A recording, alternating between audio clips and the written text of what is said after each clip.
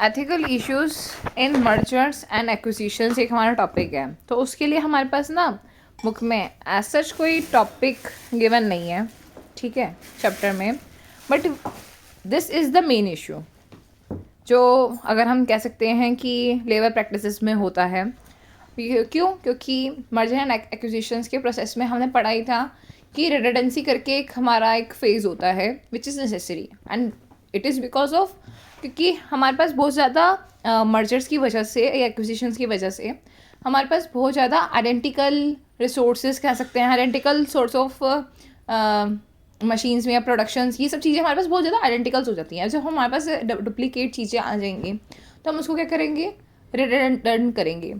तो redundancy could be either through in the form of assets, ठीक है, या कुछ भी और, या बिजनेस प्रॉपर्टीज़, ठीक है। और जनरली मेजर जो होती है वो एम्प्लॉयज़ की होती है, ठीक है, कि हम उनको बहुतों को हम अपने बिजनेसेस से निकाल देते हैं। तो बहुत चीज़ें होती हैं इसमें, और हायरिंग भी होती है, हमें एकदम बल्क हायरिंग करनी होती है और इतना हमारा स्पेंडिंग्स होती हैं। सो जनरली ऑनर्स या जो हमारे एम्प्लॉयर्स होते हैं, दे आर इंटरेस्टेड कि हमारा बजट कंस्ट्रेंट्स की वजह से हम टैलेंट जो है ज़्यादा एक्वायर कर ले कम से कम पैसों में, ठीक है। तो उस वजह से ना अनएथिकल प्रैक्टिसेस हो जाते हैं, और इवन कुछ पर्पसफुली भी होते हैं। तो वही हम इसमें हम आगे पढ़ रहे हैं। जिसमें क्या है, unethical labour practices are the behaviours और द कंडक्ट बाय एम्प्लॉयर्स और the organisation that breach moral principles. जहाँ मॉरल ब्रीच हुआ, जहाँ पे प्रिंसिपल्स ब्रीच हुए, जहाँ पे रूल्स या नॉर्म्स ब्रीच हुए, we could say this is the ethical issue और द अनएथिकल प्रैक्टिसेस, ठीक है। तो वही चीज़ आ गया, एथिकल इशू यहाँ पे यहीं पर ही जनरेट हो गया है, ठीक है। और यहाँ पे कह सकते हैं these practices prioritise the companies और the employers interest over the welfare rights and the dignity of the employees. बस वही चीज़ आ गई कि कंपनी की इंटरेस्ट के लिए, कंपनी के फ़ायदे के लिए उसको प्रायोरिटी देखी जाती है मर्जर और एक्विजिशंस में। क्योंकि हमें पता ही है, हमने रीजंस ऑलरेडी पढ़ चुके हैं कि रीजंस यही कहते हैं मर्जर और एक्विजिशंस के लिए कि भैया हमें एक्सपेंशन चाहिए होता है, हमें कंपिटिटिव एडवांटेज चाहिए होता है। तो उन सब चीज़ की हमारी कोई स्ट्रेटेजिकल कोई हमारे पॉलिसीज़ या प्रैक्टिसेस होते हैं मार्केट के लिए लेके, हम इसलिए करते हैं मर्जर्स एंड एक्विजिशंस। तो उसमें हम क्या करते हैं मर्जर एंड एक्विजिशंस के टाइम पर कि हम अपना ही इंटरेस्ट देख रहे होते हैं instead of society welfare, employees rights, ये स्टेक होल्डर्स राइट्स या डिग्निटी, ये सब चीज़ें। तो वो चीज़ हमारे लिए क्या हो जाती है, अनएथिकल हो जाती है। तो यहाँ पर बहुत ज़्यादा वेज हमें तरीके से बता रखे हैं कि एक्चुअल में क्या क्या होता है, ठीक है। जबकि ये kind of these are the challenges जो कि होने ही होने। अब अगर हम बहुत ज़्यादा अपने एम्प्लॉयज़ को निकालेंगे सो वो अग्रेसिव होंगे ही होंगे, this is the human nature, और कह सकते हैं हम कि ये रिएक्शन आना ही आना, this is expected reactions from their side. So इसके लिए हम अभी आगे वो भी पढ़ेंगे कि हमें क्या एक्चुअल में करना चाहिए इन अनएथिकल प्रैक्टिसेस को रोकने के लिए, वो भी हम देखेंगे। तो हमें उनके साथ अवेयरनेस क्रिएट करनी चाहिए, हमें उनको पूरा एक सॉर्ट ऑफ आइडिया, जो भी एंग्जाइटी बिल्डअप हो रही है, जो भी रूमर्स बिल्डअप हो रहे हैं, उसको हमें केटर करना चाहिए बहुत अच्छे तरीके से कि जिससे हमें कोई दिक्कत ना हो। बट वो नहीं हो पाती हैं या नहीं करना चाहते हैं, दोनों चीज़ें हैं। तो वो अब हम आगे पढ़ते हैं। तो पहला है यहाँ पे union busting. Union busting actually क्या होता है कि हर एक एम्प्लॉयर्स के लिए प्रॉब्लम क्रिएट हो जाती है whenever the union starts build up, ठीक है। और अगर वो उनको पता है कि यूनियन भाई हम मर्जर्स एंड एक्विजिशंस करेंगे और उसमें हमें बहुत ज़्यादा एम्प्लॉयज़ को एक्सेल करना पड़ेगा, ठीक है, एक्सेल करना पड़ेगा या उनको हमें निकालना पड़ेगा। तो हमको ये बात जब पता होती है कि हाँ भाई हमें एम्प्लॉयज़ को इतना निकालने वाले हैं, ठीक है, इतना रिडंडेंसी आने वाली है, ठीक है, तो हम क्या करते हैं, मतलब एम्प्लॉयर जनरली क्या करते हैं, वो ना यूनियंस बनने नहीं देते या उनके बीच में कुछ परेशानियाँ क्रिएट कर देते हैं। तो उसमें यहाँ पे क्या है, इंक्लूडिंग द हरासिंग करनी शुरू कर दी, टर्मिनेटिंग यूनियन सिंपैथाइजर्स, जो भी सिंपैथाइजर्स होते हैं जो यूनियन बनाने के लिए इन्फ्लुएंस करते हैं, उनको एलिमिनेट कर दिया या टर्मिनेट कर दिया, ठीक है। डिस्ट्रीब्यूटिंग एंटी यूनियन र्यूमर्स फैलाने शुरू कर दिए, ठीक है, जैसे यूनियंस नाम बने distorting of the union elections ही नहीं है सब कुछ, participation in unlawful union prejudice, तो ये सब चीज़ें हम ये एम्प्लॉयर्स करते हैं, ये अनएथिकल है, ठीक है। अब है इंटिमिडेशन एंड द हैरेसमेंट होता है, इसमें क्या होता है कि भैया मॉनिटरिंग कर रहे हैं, इंटिमिडेशन कर रहे हैं, मिसट्रीटमेंट कर रहे हैं वर्कर्स के साथ, जो भी यूनियन एक्टिविटीज़ कर रहे हैं उनको एक तरीके से इनडायरेक्टली हमने उनको परेशान कर दिया, उनको कि भैया वो खुद ही छोड़ के चले जाए, ठीक है, इस इंटेंशन से। Intended to instil fear in the staff, discourage them to exercising their rights, कि भैया वो अपने राइट्स के लिए, अपने हक के लिए, अपने जो भी उनको एंग्जाइटी, उनको जो भी प्रेशर फील हो रहा है तो उसके लिए वो ना बोल ले पाए, ठीक है। उसकी ये सारे काम एम्प्लॉयर्स करते हैं, ठीक है। लॉकआउट्स में क्या होता है कि जो हमारे बिजनेस प्रेमिसेस हैं उसमें घुसने ही ना देना एम्प्लॉयज़ को, ठीक है, उनको बोलना भैया अब तुम नहीं आओगे, barring lockout by barring employees from getting into its premises, ये लॉकआउट्स हो गया, ठीक है।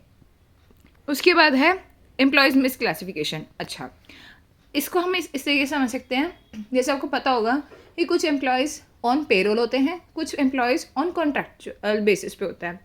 जो कॉन्ट्रैक्चुअल बेसिस पे होते हैं उनको एक तरीके से जॉब सेफ्टी नहीं होती है, they could be terminated at any time, जब भी या कुछ भी, जब अगर उनको एम्प्लॉयर्स को लगता है कि हाँ भाई हमें इनकी ज़रूरत नहीं है, तो ये कॉन्ट्रैक्ट पर लिखा होता है कि वो उनको कभी भी निकाल सकते हैं, ठीक है, without providing them a notice period, कुछ भी, मतलब उनको कुछ भी उनकी तरफ से नहीं होता है। बट जो ऑन पेरोल होते हैं, जो एम्प्लॉयज़ होते हैं, ठीक है, उनके साथ ऐसा नहीं होता, तो वो क्या करते हैं, सम ऑर्गेनाइजेशंस पर्पसफुली मिसक्लासीफाई, उनकी क्लासिफिकेशन जो होती है वो गलत कर देते हैं वर्कर्स की, कि as a independent contractors rather than the employees, उनको कॉन्ट्रैक्टर्स की श्रेणी में डाल देते हैं एम्प्लॉयज़ से करके, सो डैट अच्छा उससे हमें एक तो वो तो होता ही है कि भैया जॉब सेफ्टी नहीं होती है तो हम उनको कभी भी निकाल सकते हैं, तो होता ही होता है।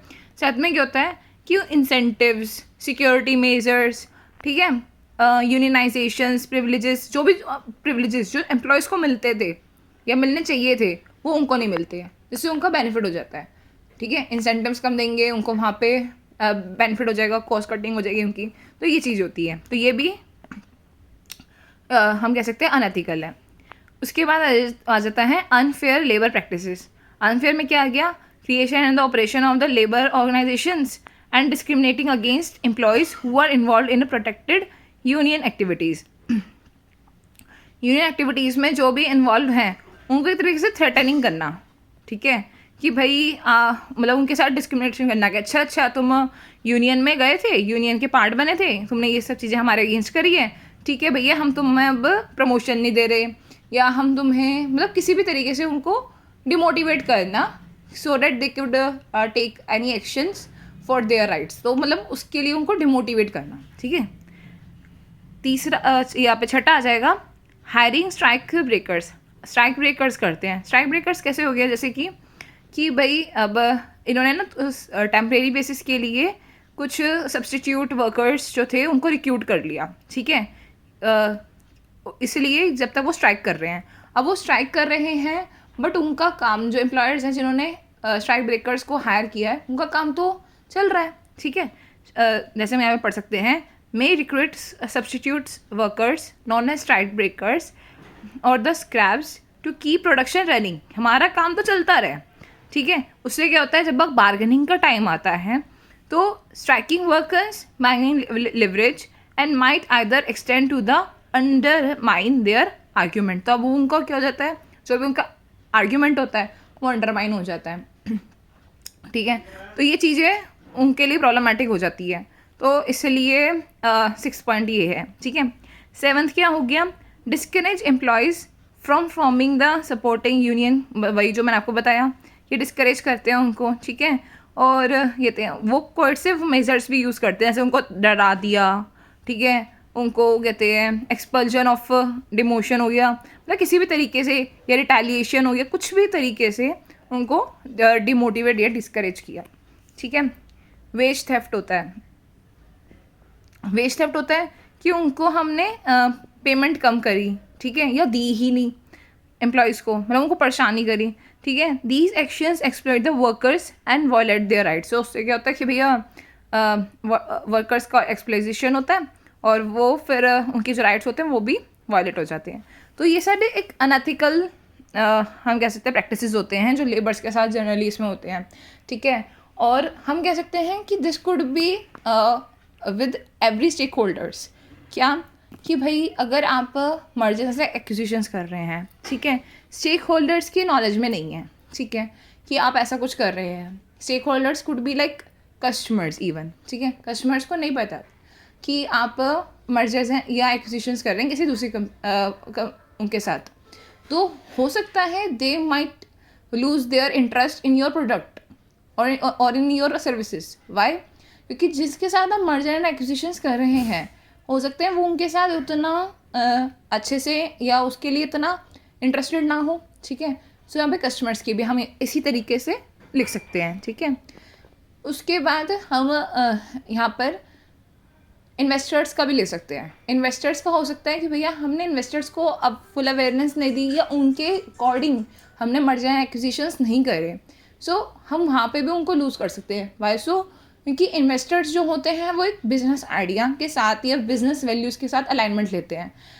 It could be the issue और the challenges while doing the merger and acquisition with the company और द पार्टी कि भैया वो हमारे उन वैल्यूज़ के साथ अलाइंड ना हो, ठीक है। सो वो चीज़ भी फिर वहाँ पे हमारे जो इन्वेस्टर्स होंगे वो हमारे साथ फर्दर अलाइनमेंट नहीं रखेंगे, ठीक है। तो ये सब चीज़ें भी हम यहाँ पे कवर कर सकते हैं, सब चीज़ें, ठीक है। तो आप इसको अच्छे से बता सकते हैं व्हाट आर द चैलेंजेस। अब हम इसके आगे ही अगर ले लेते हैं कि हम क्या क्या कर सकते हैं लेबर्स की और उन सबकी चैलेंजेस को एड्रेस करने के लिए। तो यहाँ पे है कि हम लेबर लॉज बना सकते हैं। गवर्नमेंट एक लेबर लॉज बना सकती हैं, ठीक है। हम जो पैसे कम करने का या उनको मैं कह सकती हूँ ह्यूमिलेट करने का जो इश्यूज था, जो हमने पीछे इशू पढ़ा था, उसके लिए एक प्रमोट इंटरनेशनल लेबर स्टैंडर्ड्स कर सकते हैं कि मिनिमम इतना या इक्विटेबल या एक हायरिंग प्रैक्टिसेस में इतना तो होना ही चाहिए जिससे उनका कोई भी राइट जो है वो इग्नोर ना हो।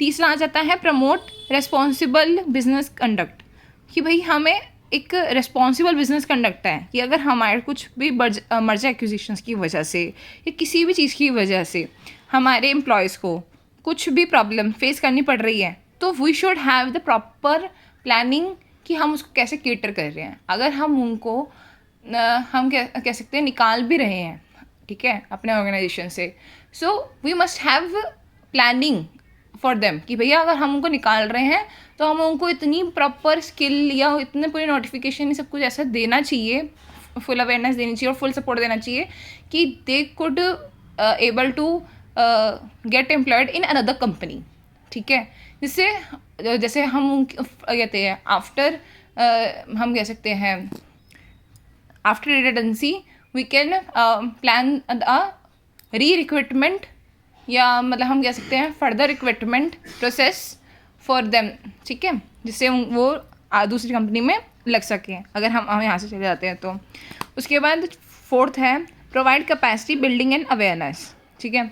तो इसमें ये है कि अवेयरनेस क्रिएट होना चाहिए कि भैया हम क्या चीज़ें करने वाले हैं, ठीक है। ये ड्यूटीज़ होती हैं companies workers and other pertinent stake holders के साथ कि भैया हम उनको सबको कॉन्शियस एक इन्फॉर्मेशन दें कि हम क्या करने जा रहे हैं, ठीक है, कि क्या मॉडिफिकेशन होने जा रहा है ये उनको पता होना चाहिए, ठीक है।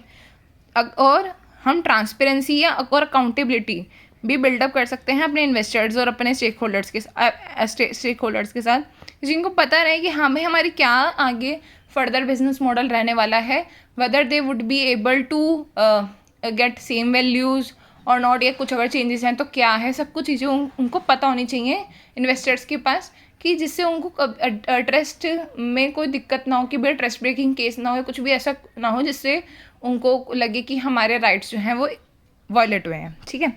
उसके बाद आ जाता है सिक्स्थ में है increase employ empowerment and representation.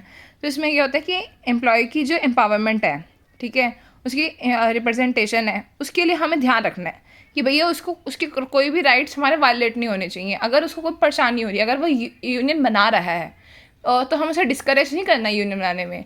अगर हमें उनकी बातें सुननी है कि वो क्या प्रॉब्लम फेस कर रहे हैं, क्या चैलेंजेस उनको आ रहे हैं, ठीक है। उसके बाद आ जाता है सेवन्थ है सप्लाई चेन ड्यू डिलीजेंस। हमें सप्लाई चेन भी हमारी पूरी प्रिपेयर्ड होनी चाहिए, ठीक है, कि क्या क्या हमारा मतलब रहने वाला है, ठीक है। जैसे यहाँ पे लिखा हुआ है encourage business to do thorough due diligence in their supply chains to direct and address the potential labor rights breaches। हमें सब कुछ चीज़ें देखनी चाहिए कि भैया क्या हमारे राइट्स ब्रीच हो रहे हैं और कहाँ पे हमें काम करना चाहिए। दिस में include the interacting with the suppliers से इंटरेक्शन बढ़ेगा, हमारा रिलेशनशिप बढ़ेगा, ठीक है। कंडक्टिंग द इंस्पेक्शंस होनी चाहिए कि भैया सब कुछ जो हमें सर्विसेज हम ले रहे हैं या हम इनपुट ले रहे हैं और जो हम आउटपुट प्रोवाइड करा रहे हैं सप्लाई चेन में, तो वो हमारी पूरी क्वालिटी जो है अप टू डेट होनी चाहिए, अप टू द मार्क होनी चाहिए, जिससे हमारे कस्टमर्स जो हैं वो परेशान ना हो, ठीक है। Resolving any concerns that are detected, तो अगर कोई भी कंसर्न डिटेक्ट होता है तो उसको रिजॉल्व करना चाहिए, ठीक है। 8th में आ गया हमारा provide accessible grievance and mechanism, ठीक है। कोई भी हमें ग्रीवेंस आता है किसी भी तरीके से, ठीक है, तो हमें उसको मतलब उसका पूरा सॉल्यूशन देना है, ठीक है। जैसे इसमें आ गया accessible grievance channels so that the workers may dissolve violations of the labour rights without fear of retaliation, ठीक है। उनको कोई परेशानी वाली बात ना हो। अगर उनको कुछ लगता है कि भैया हमें कोई थ्रेटन कर रहा है, हमें कोई परेशान कर रहा है, तो उनको सॉल्यूशन मिलेगा, ठीक है। तो ये चीज़ होनी चाहिए। उसके बाद 9th आ जाता है consumer education and the responsible consumption, ठीक है। हमें अपने कस्टमर्स को, अपने कंज्यूमर्स को इन्फॉर्म करना चाहिए कि by the promoting the companies and the practice ethical labour practices increase the demand for the ethical produce goods and the services may encourage businesses to improve the labour practices. तो हमें हर एक चीज़ customers को पूरी information देनी चाहिए, ठीक है, कि मतलब कस्टमर की पूरी इन्फॉर्मेशन होनी चाहिए कि भाई क्या सर्विसेज मिलने वाली है और लेबर्स की भी क्या क्या प्रैक्टिसेस हैं, सब में सब चीज़ों को पता होनी चाहिए, जिससे हमारा पूरा जो भी अनएथिकल प्रैक्टिसेस हैं, सारे अनएथिकल प्रॉब्लम्स हैं, उसको हम केटर कर सकें। सो हमने इसमें चैलेंजेस और सॉल्यूशंस दोनों पढ़ लिए हैं। तो ये हमारा एग्ज़ाम पॉइंट ऑफ व्यू से बहुत इंपॉर्टेंट टॉपिक है।